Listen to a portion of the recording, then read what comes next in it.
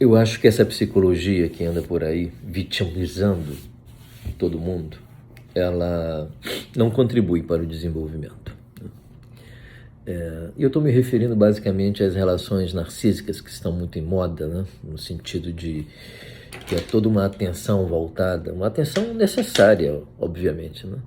Para esse tipo de relação abusiva, né? Tanto de homens narcisistas quanto de mulheres narcisistas. Né? Parece que a incidência maior é entre homens e não entre mulheres. Não sabemos bem porquê, né? Os psiquiatras dizem que talvez porque os homens são mais agressivos, então a agressividade explícita, que é uma característica muito masculina, né? Se tem notícia das mulheres fazerem guerra, né?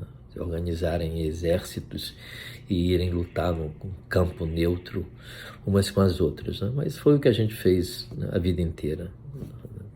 Esse padrão de violência é um padrão instintivo poderoso dentro do macho humano, do macho humano no sentido biológico do termo.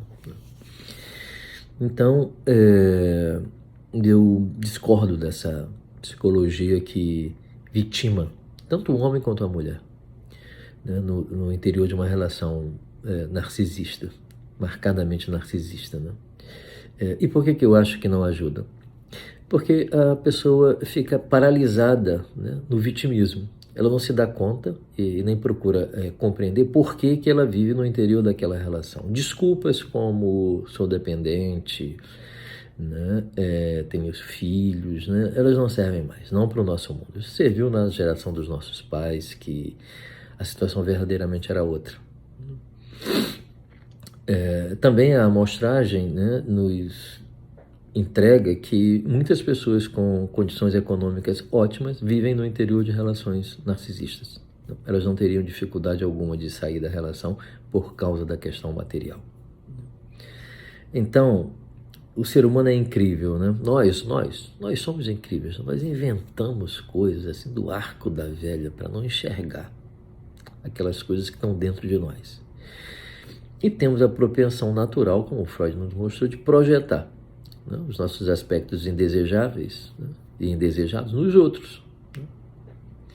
Jesus percebeu isso desde o início. Né? Você não fica querendo olhar o cisco no olho do teu vizinho, tem uma trave no teu, porra, entendeu? Primeiro tira a trave do teu olho, né, para você enxergar a você mesmo. Né? Depois você pode até propor para o outro uma reflexão, não impor, propor é diferente de impor. A imposição já é um indicador da projeção.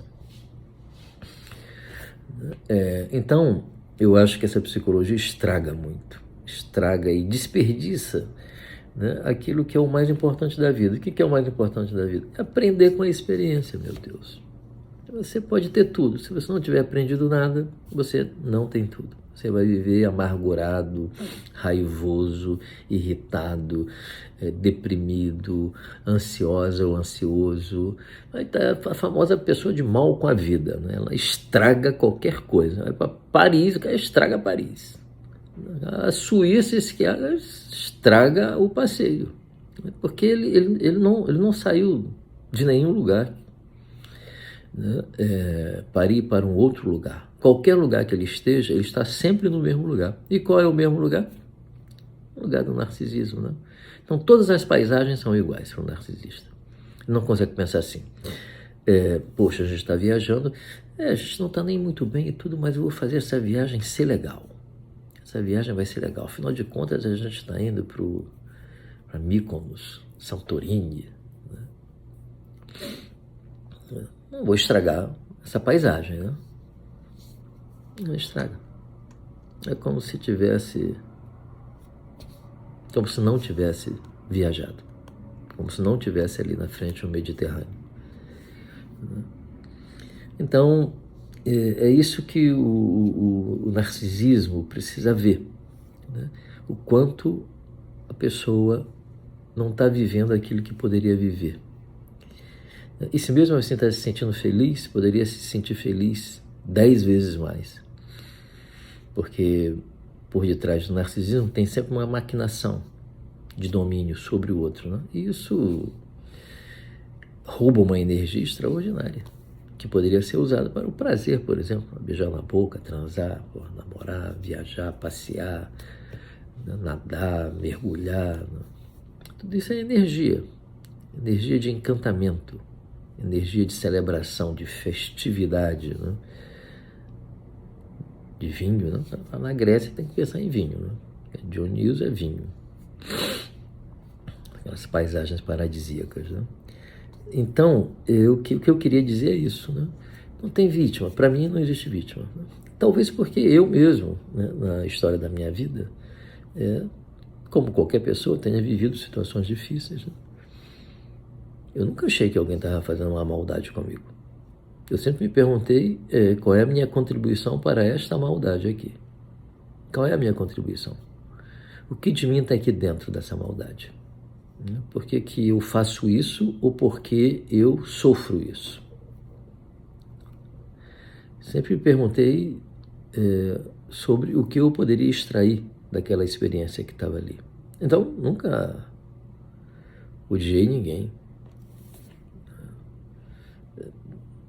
É claro que senti raiva, mas nunca odiei ninguém.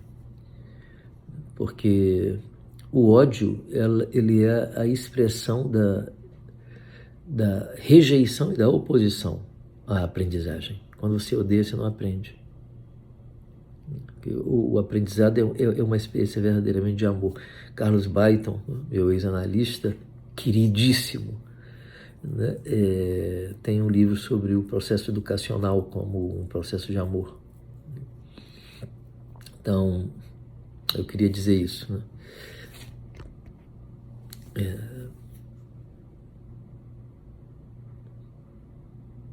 Não vamos nos vitimar. Se a gente está vivendo alguma coisa, é porque a gente precisa viver aquela coisa para extrair dali um aprendizado. Se a gente não consegue sair dali, das duas, ou um aprendizado que não terminou, ou não se está conseguindo ser hábil o suficiente para apreender o próprio inconsciente e compreendê-lo. Porque quando você faz isso, você vai se desligando. Todo mundo já tem experiência assim. Eu me lembro. Eu vou contar uma experiência minha. Me apaixonei muito por uma mulher quando eu tinha uns 23 anos. Ela era psicóloga também. Nós nos conhecemos num hospital psiquiátrico onde a gente trabalhava, né? Tu já viu como é que estava o inconsciente, né? Meu e dela, né? Eu fiquei muito apaixonado por ela. E essa pessoa tinha um estilo de vida muito diferente do meu estilo de vida. Mas durante um tempo eu entrei naquele mundo que ela vivia. Mas eu percebi que aquele mundo não poderia ser o meu. Tinha uma pegada mais alternativa. Naquela época ainda se sofria um pouco a influência do movimento hippie. Tinha a Feira de Ipanema, o Posto 9 aqui em Ipanema também, né? Onde a galera se reunia. Eu acho que até hoje, não o Posto 9, mas lá no Arpoador, acho que a turma bate palma pro sol quando está no poente ou no nascente, né? Isso era muito forte. As roupas eram diferentes também, tinha aquela pegada mais alternativa. E em algum momento eu percebi que eu não podia continuar. E terminei. E fiquei super mal. Fiquei realmente muito triste. Muito. Mas sustentei porque eu tinha uma meta, eu tinha um projeto, que era esse aqui, que eu estou aqui agora, sentado. Era esse aqui o projeto que eu via. E essa pessoa foi morar ali naqueles lugares alternativos, ali pela Bahia, Caraívas, né? Morro de São Paulo, Trancoso. A pegada era essa. E eu encontrei essa pessoa, tipo assim, 10 anos depois. E saí. Né? Estava curioso para ver. E a gente foi ali na Cobaldo, Humaitá, e à medida que a gente conversava, eu ficava me perguntando assim, o que em mim se apaixonou por essa pessoa? Eu ficava procurando o que eu sentia para ver se eu sentia ou ressentia de novo. Né? Nem sombra. nem sombra. Tinha até ali uma aberturazinha para chegar, mas zero vontade, né? Então, relendo esse episódio, né, eu vejo o quanto de aprendizagem foi possível extrair daquela experiência, que foi uma experiência de prazer absoluto e de dor também, absoluto, depois quando eu decidi fazer o rompimento. E eu senti tanta gratidão por aquela pessoa me parecia a mesma. Pode ter sido uma fantasia minha, mas parecia a mesma pessoa. Não vislumbrei transformações. Então, a pessoa que está aí com você, ela é uma sincronicidade, pode ter certeza disso. Ela é uma representação de alguma coisa de você, aí dentro de você. Ela pode representar muitas coisas. Medo, sobretudo, e geralmente.